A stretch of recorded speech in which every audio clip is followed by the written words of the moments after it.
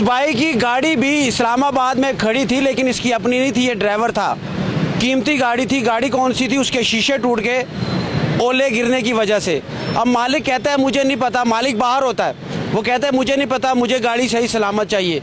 हमारे पास आया, कहता है मैं क्या करूं, मैं किसके आगे फरियाद करूं।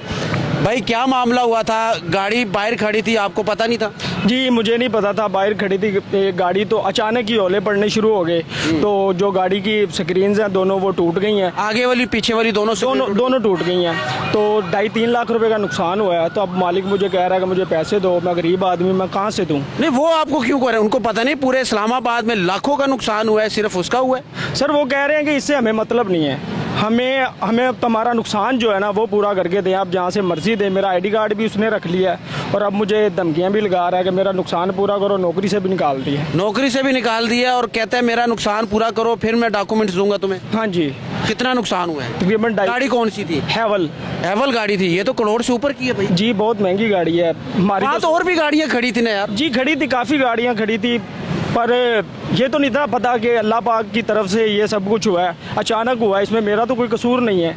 तो फिर भी मालिक कहता है कि भाई मुझे पैसे दो, जहाँ से मर्जी ला के दो, मैं ये नहीं जानता, मुझे पैसे चाहिए। जी मुझे मेरा नुकसान जो हुआ वो पूरा तो कुदरत की तरफ से हुआ है ना यार। बड़े लोगों की गाड़ियाँ टूटी हैं, उनकी स्क्रीन्स टूटी हैं, बल्कि रेस्टोरेंट की, फैसल मस्जिद के शीशे तक टूट गए हैं। जी बिल्कुल ऐसा ही है, पर वो इस बात को समझ नहीं रहा। वो इस बात को समझ ही नहीं रहा कि बस मुझे पैसे चाहिए, मुझे पैसे चाहिए, जहाँ से मर्जी ला के दो। तो मैं गरीब आदमी हूँ, कहाँ से ला के दूँ? मैं परेशान हूँ अब, तो मैं क्या करूँ?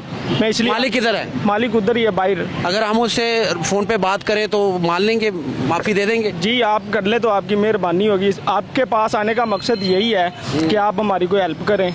मदद ज्यादती आपकी तो नहीं है ना? जी नहीं, मेरी ज्यादती। एक और चीज़ मैं आपको बताऊं, इस चीज़ से भी पर्दा उठा देना चाहिए कि इस्लामाबाद में ऐसे होटल्स हैं जहां पर रातों को दिन को फहाइशी के अड्डे सजते हैं। सड़कों के ऊपर ऐसे गेस्ट हाउसेज हैं जहां पर सरेआम शराब चलती है और डांस पार्टियां होती हैं। इस्लामाबाद की मैं बात करूं, अल्लाह कैसे नाराज़ नहीं होगा हमसे जब ये सब कुछ होगा।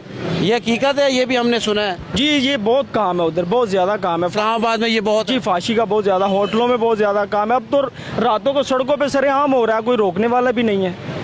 ये तो बड़ा होलनाक मंजर था, ये जो ओले गिरे, ये तो ऐसे लग रहा था जैसे कोई पत्थर मार रहा है नीचे ज़मीन पर। जी ऐसे ही है, बॉल के जितने ओले पड़ रहे थे। तो जो ये फाशी होती है, सड़कों पे सरेआम होती है, उसकी वजह से मैं ये कहता हूँ कि अल्लाह का अज़ाब आया। जी हमारे ये मुसलमान फिर भी नहीं समझते, हम लोग नहीं समझते। आप देखिए सर कि इस्लामाबाद वो एक शहर है हमारा जहाँ पर हमारे जो ओहदेदारान हैं पाकिस्तान के, जो पाकिस्तान को संभालते हैं, ये उधर मौजूद। अल्लाह ने पहले ज़मीन हिलाई, उसके बाद ओले बरसाए। जी बिल्कुल, जंजला भी आया सुबह। जी बिल्कुल, जंजले के झटके भी आए हैं, उसके बाद फौरन ही। चले जी, हम रिक्वेस्ट करते हैं इनके मालिक से कि भाई जाने दे, गरीब आदमी है, ये कहाँ से हैवल गाड़ी के शीशे लगवा कर देगा? बहुत मुश्किल है। और इससे हमें एक सबक मिलता है कि अल्लाह ताला हमसे नाराज़ है। अल्लाह ताला ने ऊपर से ओले पत्थर बरसाए हैं। ये ओले मैं इसको नहीं कहूँगा, ओले इतने बड़े बड़े नहीं होते। ये तो ऐसे था कि हम नीचे से पत्थर उठाते हैं और गाड़ी पर मारते हैं तो गाड़ी का शीशा टूट जाता है। इतने ज़ोर से गुस्से के साथ ये ओले गिरे हैं। ये अल्लाह की नाराज़गी और क्या है? हम लोग बेराय रवि का शिकार हैं। हम लोग नहीं सोचते, हम आगे बढ़ रहे हैं। हमें सोचना चाहिए, हमें झांकना चाहिए अपने अंदर भी। बाकी इसको शेयर भी करें जितना हो सकता है ताकि उस ऑनर तक पहुँचे। बहुत शुक्रिया।